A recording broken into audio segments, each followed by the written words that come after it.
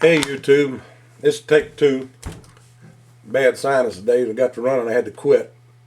Anyway, I finally got out to shoot my American Classic 2, made in the Philippines, government model. He's been safety checked. Enough in him. Okay, anyway, last week I got down to Kentucky and did some shooting with my brother-in-law. And the first time I shot this gun, and it fired flawless with different mags. The stock mag comes in as an ACK mag, which is 8-round. They're good mags. Well, before I went, right after I bought this, tried out. I was on Cheaper and Dirt, and I noticed these military mags for $5.95. So I bought 6 of them. I did try these mags, every one of them. I shot Winchester White Box, Full Metal Jacket. I shot a few expensive hollow points to it, and even some Tula cheap ammo, the crap ammo everybody talks about. Fired everything. Now these mags I've tried. The only ones I know for certain work in is this American Classic, probably the Rock Island Army one too. They're similar guns, and my buddy's Colt. They fired good in that too. For $5.95, you can't beat them. The ones up there, they got 2 different mags on there, on Cheaper Than Dirt, for $5.95. This one is the military one. It's military, I guess. I assume it says military is made by the military. They work fine, feed fine, everything. I mean, nothing wrong with them for $5.95. If you get them off Cheap and Dirt, make sure you get the military one, because I don't know about the other one. They did have some 8 rounds. They had some ones made by Triple K, and I don't know about those because I ain't tried them. So this one works in Colt and the American Classic 2, and I would guess it would probably work in the Rock Island Armory too. Now you get up to the Kimbers, and my buddy's got a Kimber. I may try them in that. The Ed Browns, from what I've seen on YouTube, people seem to, you got to get this mag. You get Chip McCormick. You got this mag. Wilson Combat only work. They're picky. That's what I'm gathering at. Well, this one is not. I find that strange. You pay that much money and you got to worry about the damn magazines. But if you get this magazine, try one or buy 1 or 2. If it works, buy some more.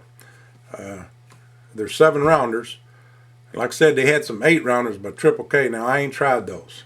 The only ones I tried are these military ones, and they work in the Colt and American Classic 2. And this, it fired everything I put through it. No filter feeds, nothing. Even with the steel cased ammo. And this gun is stock except I put stainless safety on it and spring housing retention thing. And I also put a extended stainless steel guide rod. Makes it a little bit more accurate, and I got a buffer in there. Other than that, it's stock. Of course, first thing I do, I polished all the feed ramp and everything inside and checked all that stuff and polished it up real good. But this thing, as far as shooting, this shoots just as good as that Colt, and this is tighter than a Colt. I mean, this thing is locked tight. It's smooth. It's smooth. It's got a pretty hefty spring in it, but as far as smooth, the fit on the back of it is decent. If you can see that, let me get it. It fits pretty good, smooth, absolutely no wobble in this slide at all. 0. And I was kind of worried about that because I thought it might be too tight. And it's just minimal. You can't hardly feel it move at all when you move it back and forth. I mean, I was really surprised at how tight this thing is.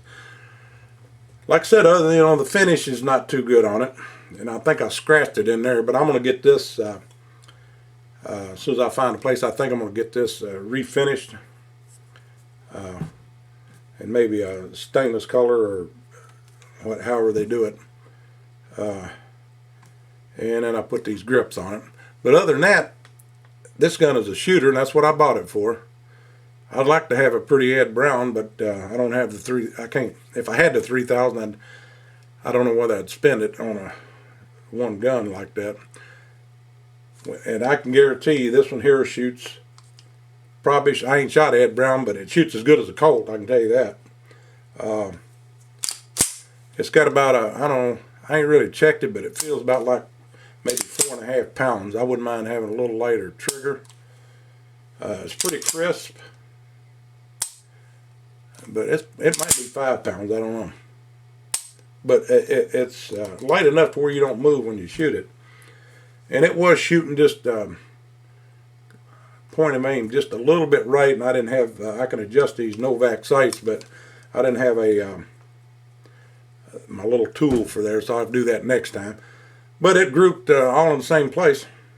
Standing, I could probably do better than that. If probably a 1-inch group at 30 feet, and free-handed. I could probably do a little bit better than that off bench rest. But anyway, if anybody wants to buy this gun, I paid $450, and someplace you can get them cheaper. I think Rock Island Armory's run about the same. But this is the American Classic, imported by Metro Corp,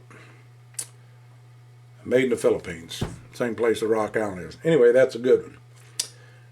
Okay, that's for the cheap mags for the for 1911. While I'm at it, I bought 2 of these cheap Korean mags. I think they're KCI. One of them's for 9mm, and one is for a 40. Well, I shot the 9mm in my Glock, a little customized Glock 19 here.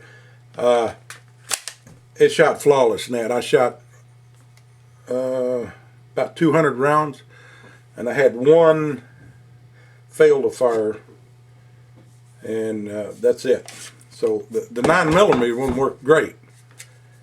On the other hand, I took my Glock 27, unloaded, you can tell by the trigger. I got a 40 Korean mag for that. Well, this thing, for some reason, I loaded it up with a 30. I didn't put my glasses on here. I can't see. I'm getting old. It's 32 round, I guess. It would fire the first half of the mag flawless. About the last 15 rounds, it would fail to feed every time. I had to rack the side, and it seemed to be sticking down in, and I got to noticing after I got back that the end of it, you can see, is not finished real well. It's got some burrs on it. It's not finished well at all. I don't know whether that had anything to do with it. But this thing, you load 10 or 15 rounds in, you got to rack it every time. So it's got something to do with this. The spring pressure is about the same. I can't tell anything different spring pressure on it. So it may just be that. It's no biggie anyways. I just got these to play around with, but I'd like to have one that worked good. The 9mm, I would recommend. I think I paid $15 for each one of these. Of course, I think the Glocks are about 40 if you get the 9mm Glock. But this one seemed to work good. I don't even tell a difference on. See if I can get it in the camera here. See the difference? This is the 9mm. If you can see the ends of them, the one on the 40 is not finished quite well. See if I can focus in here. It's just not finished the same. So that might have something to do with it. I'm going to take it apart and clean them edges up and then try it again. But anyway, that's my mag experience. And, cheap $5.95 magazines, you can't beat it. You can just buy a ton of these, You don't, for range time stuff, you don't have to use them for your main carry if you don't want to. But I would trust them. I see nothing wrong with them. The ACK mag that came in these is great. They work, they work perfect. So, anyway, that's my American Classic, my cheap mags. Catch you later.